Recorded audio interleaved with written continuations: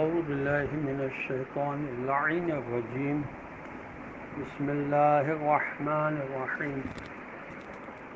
قال الملأ الذين كفروا من قومه ما هذا إلا بشر مثلكم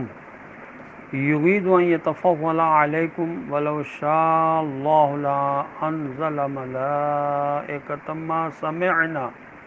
بهذا في آبائنا الأولين اللهم صل على محمد وآل محمد وعجل فرجهم السلام علیکم ورحمۃ اللہ وبرکاتہ۔ اللہ تبارک و تعالیٰ کا شکر ہے کہ میں نے سورہ مبارکہ مومنون جو قرآن مجید کا 23 نمبر کا سورہ ہے اس کی آیت نمبر 24 کی تلاوت کا شرف حاصل کیا، جس کا ترجمہ یہ ہے کہ اس پر ان کی قوم کے جن سرداروں نے انہیں ماننے سے انکار کر دیا تھا کہنے لگے یہ شخص کچھ بھی تو نہیں ہے سوائے اس کے کہ یہ بھی تم جیسا ایک آدمی ہے، یہ تو بس یہی چاہتا ہے کہ تم پر کسی نہ کسی طرح فضیلت یا برتری حاصل کر لے۔ اگر اللہ کو کسی کو بھیجنا ہی ہوتا تو وہ فرشتے نہ بھیج دیتا۔ یہ بات تو ہم نے اپنے پہلے کے باپ دادا پر دادا کے وقتوں میں بھی نہیں سنی کہ آدمی اللہ کا رسول بن کر آ گیا ہو۔ ائمہ اہل بیت علیہم السلام کے 11ویں حضرت امام حسن عسکری علیہ السلام سے روایت ہے کہ جناب رسول خدا صلی اللہ علیہ وسلم نے ارشاد فرمایا، اس آیت میں مجھے یہ حکم پہنچا ہے کہ میں لوگوں سے یہ کہہ دوں کہ میں ظاہری صورت و شکل میں تم جیسا ہوں، لیکن جس طرح خداوند عالم آدمیوں میں سے کسی کو حسن و جمال عطا فرماتا ہے اور کسی کو مال و دولت کے ساتھ مخصوص فرماتا ہے، اسی طرح مجھ کو خداوند عالم نے اپنی رسالت و نبوت کے ساتھ مخصوص فرمایا ہے، پس تم میری اس خصوصیت کا کیوں انکار کرتے ہو؟ یہ تفسیر صافی میں لکھا ہوا ہے بحوالہ احتجاج تبریسی۔ حضور اکرم صلی اللہ علیہ وسلم کا بشر کی شکل میں آنے کو قرآن کی اس آیت سے اچھی طرح سمجھا جا سکتا ہے کہ جب جبرائیل علیہ السلام حضرت مریم سلام اللہ علیہ کے پاس آئے تو خدا عالم نے فرمایا وَتَمَثَّلَ لَهَا بَشَرًا سَوِيًّا، یعنی جبرائیل علیہ السلام مریم علیہ السلام کے سامنے بالکل بشر جیسے بن کر آئے۔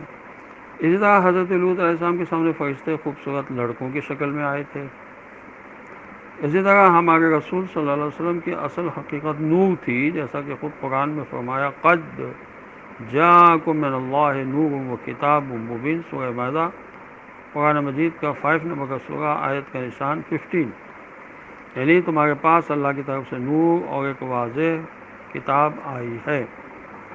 تمام مفسرین نے یہاں نور سے مراد رسول کریم صلی اللہ علیہ وسلم کو لیا ہے، گویا حضرت کی حقیقت نور ہے، مگر ہماری ہدایت کے لیے حضور صلی اللہ علیہ وسلم بشر کی شکل میں تشریف لائے ہیں۔ انبیاء کرام علیہم السلام پر اقتدار پرستی کا الزام اصل میں ان کافروں کی خود اپنی پست ذہنیت کا ثبوت ہے۔ پست و گھٹیا لوگ دوسروں کو بھی اپنے ہی اوپر قیاس کرتے ہیں، ان کو اچھی طرح اپنا ہی جیسا بہروپیہ طالب دنیا انسان سمجھتے ہیں۔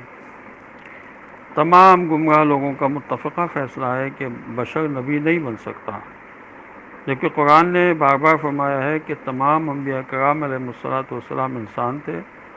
اور انسانوں کے لیے انسان ہی کو نبی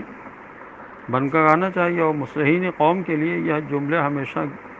کسے گئے ہیں کہ یہ لوگ اقتدار کے بھوکے ہیں، یعنی ہم سرداروں کو حکومت کرنے کا پیدائشی حق ہے، ہم سے یہ انقلابی لوگ اقتدار چھیننے کا حق نہیں رکھتے۔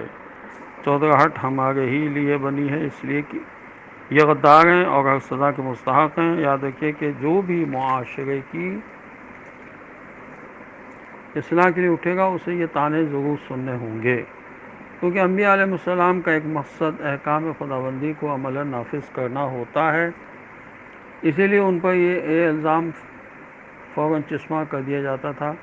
کہ یہ لوگ اقتدار کے بھوکے ہیں، مگر یہ بات خوب سمجھ لینی چاہیے کہ اقتدار صرف حکومت کرنے کے لیے حاصل کرنا اور بات ہے، اور کسی اچھے اور اعلیٰ مقصد کے لیے پورا کرنے کے لیے اقتدار حاصل کرنا بالکل الگ بات ہے۔ ان دونوں باتوں میں اتنا ہی فرق ہے جتنا ڈاکو کے خنجر اور ڈاکٹر کے نشتر میں ہوتا ہے۔ اگر کوئی شخص ڈاکو ڈاکٹر کو اس لیے برا سمجھ لے کہ دونوں کے ہاتھ میں خنجر ہوتا ہے اور دونوں جسم کو چیرتے پھاڑتے ہیں، تو اس آدمی